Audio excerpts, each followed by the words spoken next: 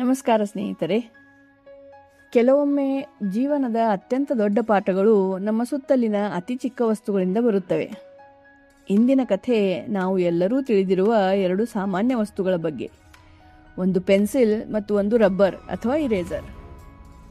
ಕತೆ ಪ್ರಾರಂಭಿಸುವ ಮೊದಲು ನಿಮಗೆ ಇಂತಹ ಪ್ರೇರಣಾದಾಯಕ ಕಥೆಗಳು ಇಷ್ಟವಿದ್ದರೆ ದಯವಿಟ್ಟು ನನ್ನ ಚಾನೆಲ್ ಅನ್ನು ಸಬ್ಸ್ಕ್ರೈಬ್ ಮಾಡಿ ಮತ್ತು ನನ್ನ ಈ ಪ್ರಯಾಣಕ್ಕೆ ಬೆಂಬಲ ನೀಡಿ. ಬನ್ನಿ ಈಗ ಕತೆ ಪ್ರಾರಂಭಿಸೋಣ. ಒಮ್ಮೆ ಒಂದು ಚಿಕ್ಕ ಪೆನ್ಸಿಲ್ ಬಾಕ್ಸ್ ಒಳಗೆ ಇಬ್ಬರು ಒಳ್ಳೆಯ ಸ್ನೇಹಿತರು ವಾಸಿಸುತ್ತಿದ್ದರು. ಒಂದು ಪೆನ್ಸಿಲ್ ಮತ್ತು ಒಂದು ರಬ್ಬರ್. ಅವರು ಪ್ರತಿದಿನ ಒಟ್ಟಿಗೆ ಇರುತ್ತಿದ್ದರು. ಅವುಗಳನ್ನು ಬಳಸುವ ಮಗು ತನ್ನ ಪುಸ್ತಕದಲ್ಲಿ ಬರೆಯುವಾಗ ಪೆನ್ಸಿಲ್ ಪದಗಳನ್ನು ಬರೆಯುತ್ತಿತ್ತು, ಚಿತ್ರಗಳನ್ನು ಬಿಡಿಸುತ್ತಿತ್ತು ಮತ್ತು ಕೆಲವೊಮ್ಮೆ ತಪ್ಪುಗಳನ್ನು ಮಾಡುತ್ತಿತ್ತು. ಒಂದು ಶಾಂತ ಮಧ್ಯಾಹ್ನದಲ್ಲಿ ಏನೋ ವಿಚಿತ್ರ ನಡೆಯಿತು. ಪೆನ್ಸಿಲ್ ರಬ್ಬರ್ ಕಡೆ ನೋಡಿ ನಿಧಾನವಾಗಿ ಹೇಳಿತು, ನನ್ನನ್ನು ಕ್ಷಮಿಸು. ಇದನ್ನು ಕೇಳಿ ರಬ್ಬರ್ ಆಶ್ಚರ್ಯಪಟ್ಟಿತು. ಅದು ನಗುತ್ತಾ ಹೇಳಿತು, ಕ್ಷಮೆ? ನೀನು ಕ್ಷಮೆ ಏಕೆ ಕೇಳುತ್ತೀಯಾ? ಸ್ನೇಹಿತರ ನಡುವೆ ಸಾರಿ ಅಥವಾ ಥ್ಯಾಂಕ್ ಯು ಎಂಬುದೇ ಇಲ್ಲ.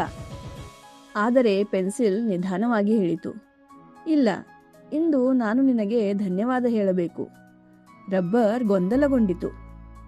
ಪೆನ್ಸಿಲ್ ಮುಂದುವರಿಸಿತು, ನಾನು ಯಾವಾಗ ತಪ್ಪು ಮಾಡುತ್ತೇನೋ ಜನರು ಆ ತಪ್ಪನ್ನು ಅಳಿಸಲು ನಿನ್ನನ್ನು ಬಳಸುತ್ತಾರೆ.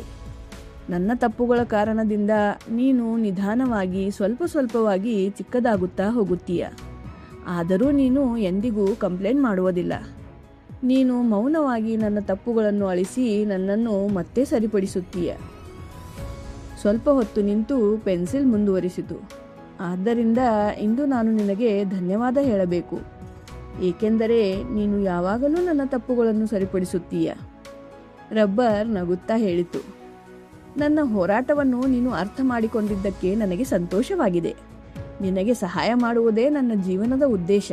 ಸ್ನೇಹಿತರೆ, ನಮ್ಮ ಜೀವನದಲ್ಲಿ ನಾವು ಪೆನ್ಸಿಲ್ನ ತರಹ ಇರುವವರು. ನಾವು ಕಲಿಯುತ್ತಾ ಮತ್ತು ಬೆಳೆಯುತ್ತಾ ತಪ್ಪುಗಳನ್ನು ಮಾಡುತ್ತೇವೆ. ಮತ್ತು ನಮ್ಮ ಜೀವನದ ರಬ್ಬರ್ಗಳಾರು ಗೊತ್ತಾ? ನಮ್ಮದೇ ಆದ ನಮ್ಮ ತಂದೆ ತಾಯರು. ಹೌದು, ನಮ್ಮ ತಂದೆ ತಾಯಿ ರಬ್ಬರ್ನಂತೆ ಇರುವರು. ಅವರು ನಮ್ಮ ತಪ್ಪುಗಳನ್ನು ಸರಿಪಡಿಸಲು ಮುಂದೆ ಬರುವ ಮೊದಲ ವ್ಯಕ್ತಿಗಳು. ಅವರು ನಮ್ಮನ್ನು ಬೆಂಬಲಿಸುತ್ತಾರೆ, ನಮ್ಮನ್ನು ರಕ್ಷಿಸುತ್ತಾರೆ. ಕೆಲವೊಮ್ಮೆ ನಮಗಾಗಿ ಅವರು ತಮ್ಮ ಸಮಯ, ಸುಖ ಮತ್ತು ಸಂತೋಷವನ್ನೂ ತ್ಯಾಗ ಮಾಡುತ್ತಾರೆ.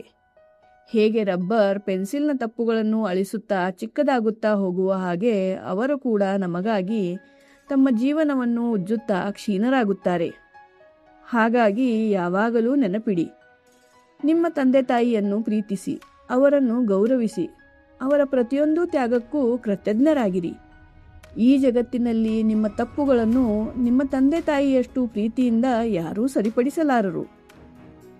ಈ ಕಥೆ ನಿಮ್ಮ ಮನಸ್ಸನ್ನು ಸ್ಪರ್ಶಿಸಿದ್ದರೆ ಇದನ್ನು ನಿಮ್ಮ ಕುಟುಂಬ ಮತ್ತು ಸ್ನೇಹಿತರೊಂದಿಗೆ ಹಂಚಿಕೊಳ್ಳಿ.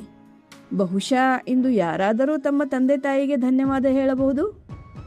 ಮತ್ತೆ ಸಿಗೋಣ ಮುಂದಿನ ಕಥೆಯೊಂದಿಗೆ. ಜೈ ಹಿಂದ್.